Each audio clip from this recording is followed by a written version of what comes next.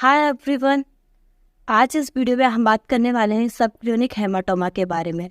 तो मेरे साथ क्या मेरा एक्सपीरियंस रहा है सबक्लिनिक हेमाटोमा को लेकर और किस तरह से सबक्लिनिक हेमाटोमा रिमूव हुआ और मुझे कैसे पता चला कि मुझे सबक्लिनिक हेमाटोमा है और उससे मेरे बेबी को क्या इफेक्ट पड़ा है और मेरी डिलीवरी कैसी रही है। तो आज ये जो भी मेरे साथ एक्सपीरियंस रहा है सबक्लिनिक हेमाटोमा को लेकर वो मैं आपके साथ शेयर करने वाली हूँ कि मेरे साथ क्या क्या प्रॉब्लम्स आई, कैसे मुझे पता चला कि मुझे सबक्लिनिक हेमाटोमा है और किस किस को सबक्लिनिक हेमाटोमा हो जाता है। तो चलो हम बात करते हैं सबक्लिनिक हेमाटोमा की। सबसे पहले हम ये जान लेते हैं कि सबक्लिनिक हेमाटोमा होता क्या है।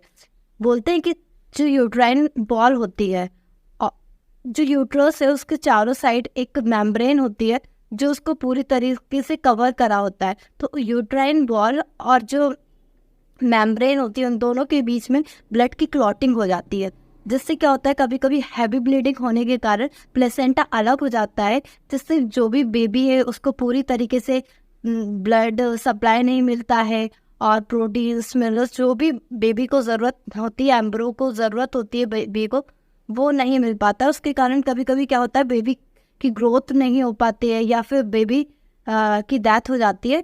तो ऐसे ये प्रॉब्लम हो जाती है। तो ये जो क्लॉटिंग होती है यूट्राइन बॉल और मेम्ब्रेन के बीच, उसी को क्या बोलते हैं सबक्लिनिक हेमाटोमा होता है वो।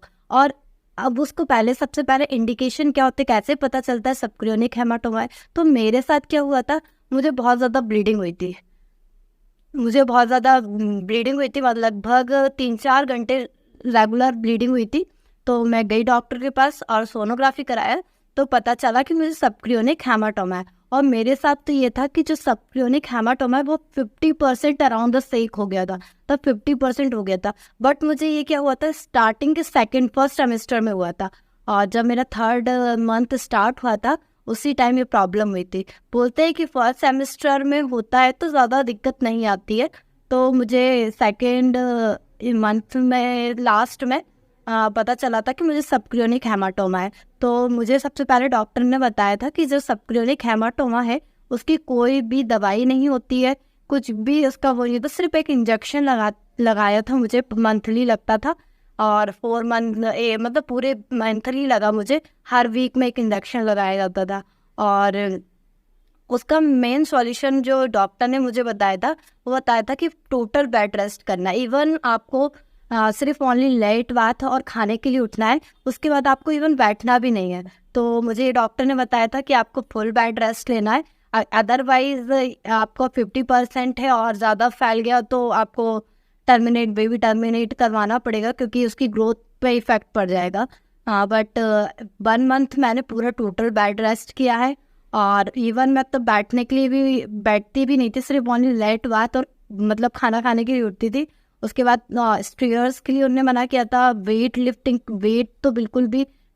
के लिए मना किया था और झुकना ये सब थोड़ा सा उन्होंने प्रिकॉशन दिए थे कि आपको झुकना नहीं है, आराम से बैठना है, आराम से खड़े होना है। तो ये सब उन्होंने मुझे बताया था कि आपको सिर्फ लेटे रहना है और अगर आप ये सब करते तो आगे चांसेस हो सकते हैं। तो फिर मुझे पता चला तो मैंने पूरे मंथली बेड रेस्ट किया और उसके बाद जब 1 मंथ कंप्लीट होने के बाद हम जब डॉक्टर के पास गए तो उन्होंने फिर से सोनोग्राफी कराई और जब हमें पता चला कि वो पूरी तरीके से रिमूव हो गया था तो मुझे ट्रैवलिंग भी मना थी सिर्फ डॉक्टर के पास। डॉक्टर ने मुझे 1 मंथ बाद बुलाया था कि आपको 1 मंथ बाद डायरेक्ट मुझे दिखाने आना है, तब हमको पता चला कि रिमूव हो चुका है। तो इस तरह से और मेरी बेबी के ग्रोथ पे कोई भी इफेक्ट नहीं पड़ा क्योंकि वो स्टार्टिंग में था तो ज़्यादा बेड रेस्ट से पूरी तरीके से रिमूव हो गया था। और मेरी डिलीवरी पे इस पर कोई फ़र्क नहीं पड़ा कि मेरी डिलीवरी ऑपरेशन, वैसे मुझे ऑपरेशन ही हुआ है बट मेरे ब्रीच पोजीशन थी इस वजह से ऑपरेशन हुआ है। सबक्लिनिक हेमाटोमा से मेरी डिलीवरी पे कोई इफेक्ट नहीं पड़ा और उसके बाद मुझे कोई भी प्रॉब्लम नहीं हुई है, सिर्फ वही तभी प्रॉब्लम हुई थी स्टार्टिंग में और ब्लीडिंग हुई थी। उसके बाद से अगर 1 मंथ रेस्ट किया उसके बाद सभी प्रॉब्लम सबक्लिनिक हेमाटोमा रिमूव हो गया था। तो इस तरह से मेरी जर्नी निकली सबक्लिनिक हेमाटोमा की और पूरी तरीके से रिमूव हो गया। मैं आपके साथ सोनोग्राफी रिपोर्ट भी शेयर करूँगी आपके साथ कि मुझे बहुत ज़्यादा था, 50% अराउंड द शेक था। तो जिसको भी ये सबक्लिनिक है, ज़्यादा घबराने की बात नहीं होती है, बस बेड रेस्ट करने से रिमूव हो जाता है। स्टार्टिंग के मंथ में आसानी से रिमूव हो जाता है, इसलिए आप बिल्कुल पॉजिटिव रहिए और बिल्कुल प्रॉपर बेड रेस्ट करिए, और पॉजिटिव रहना बहुत ही ज़रूरी है। उसके बाद से अपने आप 1 मंथ रेस्ट अगर तरीके से करते हैं तो रिमूव हो जाता है।